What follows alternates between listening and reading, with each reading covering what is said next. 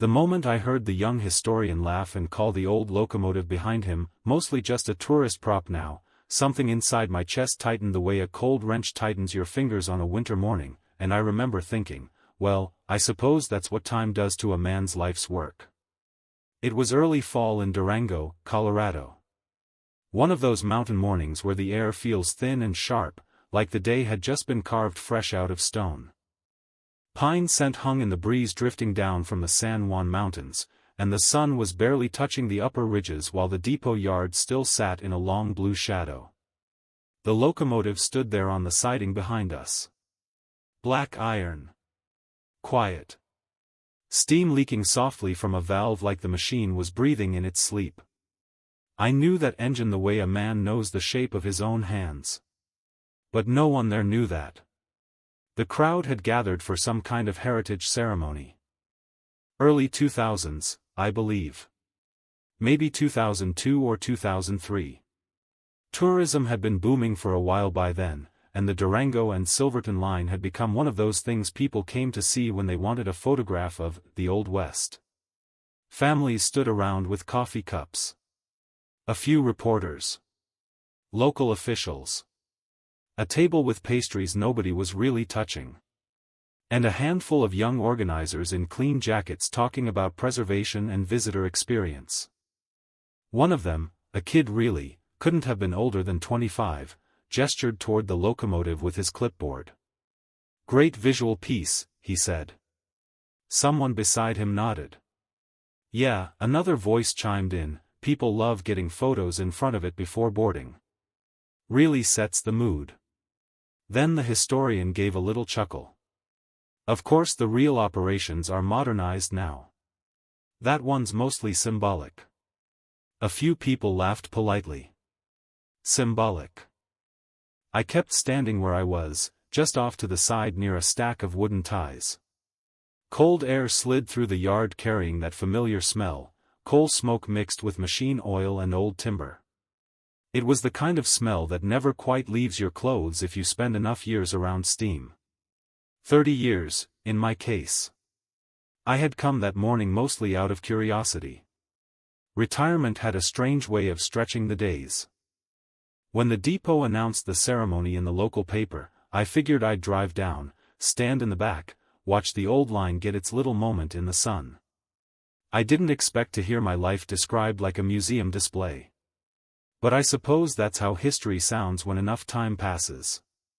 A prop. A symbol. Something for photographs. The locomotive behind them released a slow sigh of steam. For a moment, my mind drifted back the way old minds tend to do. Back before the tourist brochures.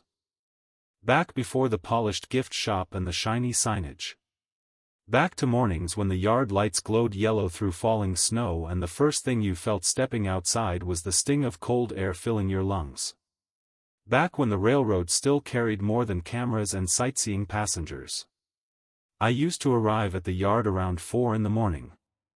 Sometimes earlier if the temperature had dropped overnight. The boilers needed time. Steam engines are living things in their own stubborn way. You don't just turn them on. You wake them slowly, feed them coal, build heat in the firebox, watch pressure climb inch by inch.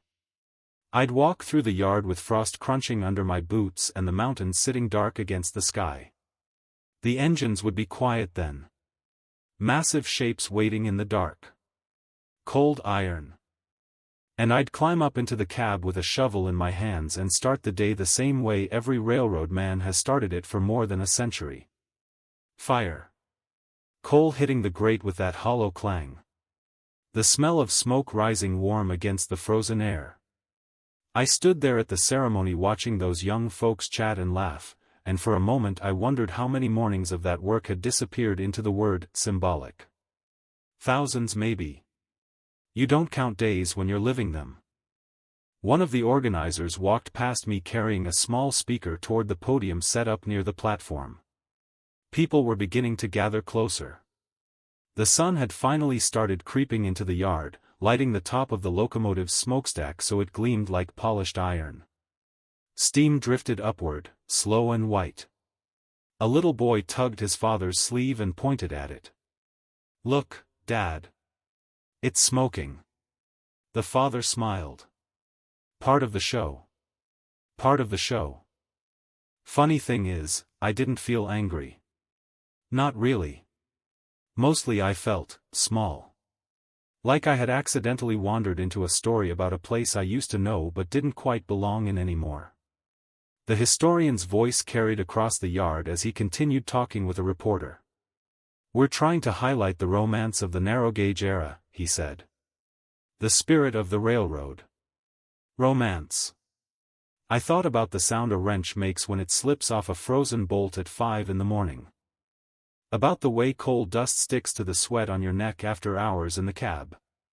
About the ache in your shoulders after shoveling ton after ton into the firebox climbing out of the Ominous Valley.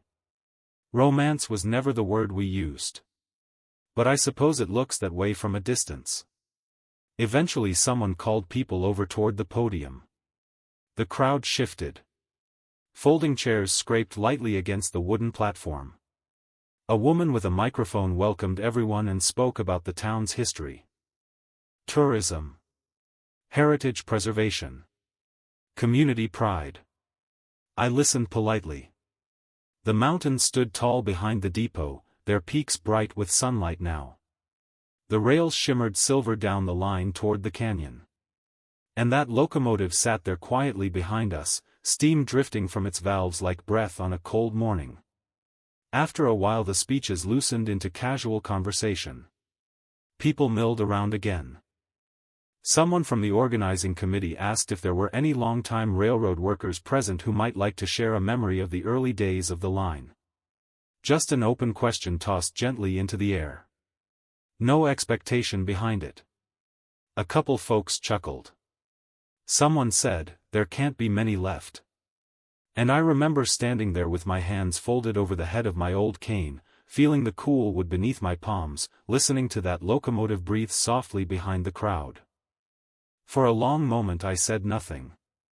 The yard was quiet except for a faint metallic tick coming from the engine as the morning sun warmed its iron skin.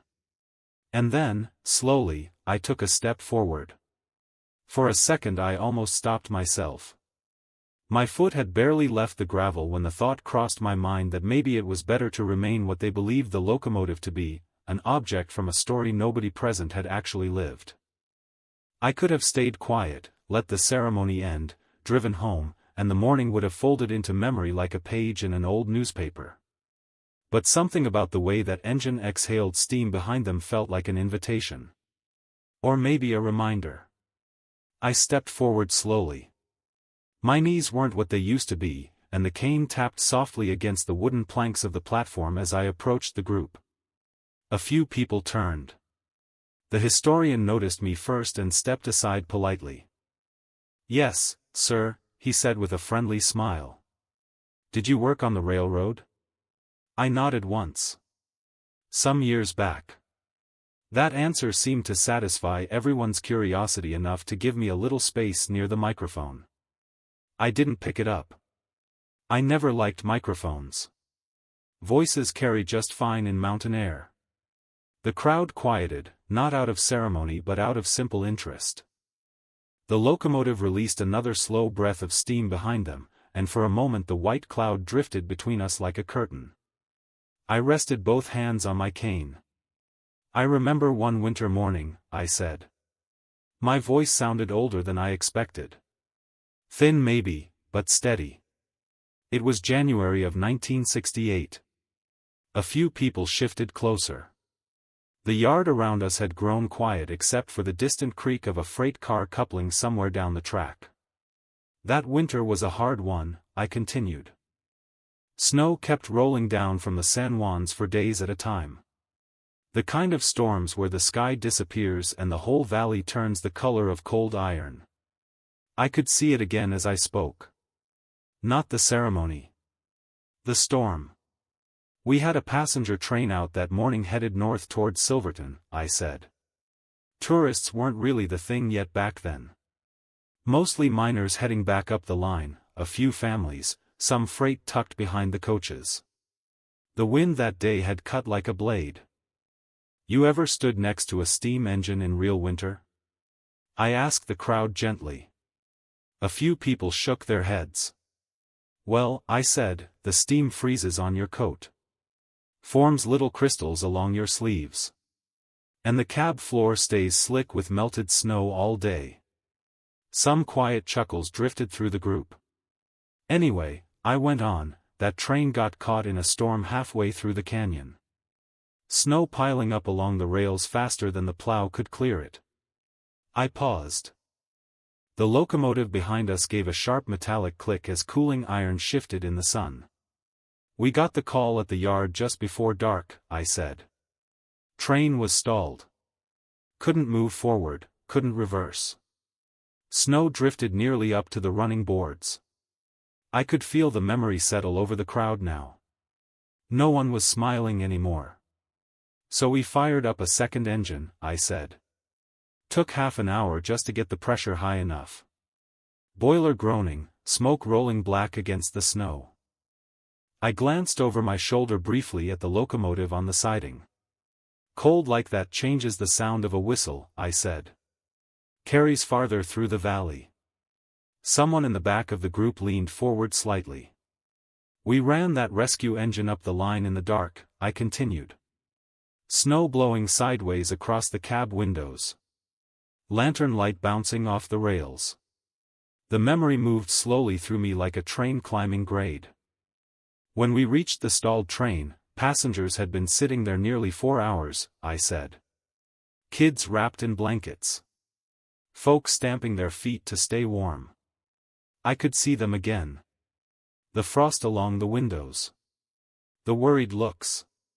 So we did what railroad men do, I said simply. Hooked our engine to the rear coupler. 2 locomotives working together. I let the words rest there a moment. Whole mountain was quiet except for the sound of those boilers pushing steam. Somewhere nearby a crow called from the roof of the depot. We pulled that train back down through the canyon slow as a tired mule, I said. Took most of the night. I rubbed my thumb along the worn wood of my cane. No one froze. No one got left behind. The crowd stood perfectly still. The passengers stepped off in Durango just before sunrise, I said softly. Snow still falling. Steam rising around the engines like fog. I looked at the young historian then. Not accusing. Just sharing the memory with him. One little girl walked past me on the platform, I said. Looked up at the locomotive and asked her mother if the train was alive. A faint smile touched my face. Her mother told her it was just a machine. I lifted my eyes toward the locomotive behind us. But that girl shook her head and said machines don't stay up all night to bring people home.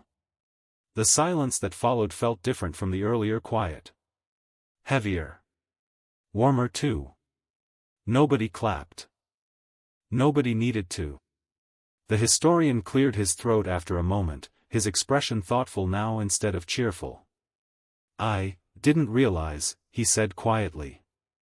I gave him a small nod. That's all right, I said. Because it was. Truly. Time moves the way rivers move. It smooths the rough edges of things.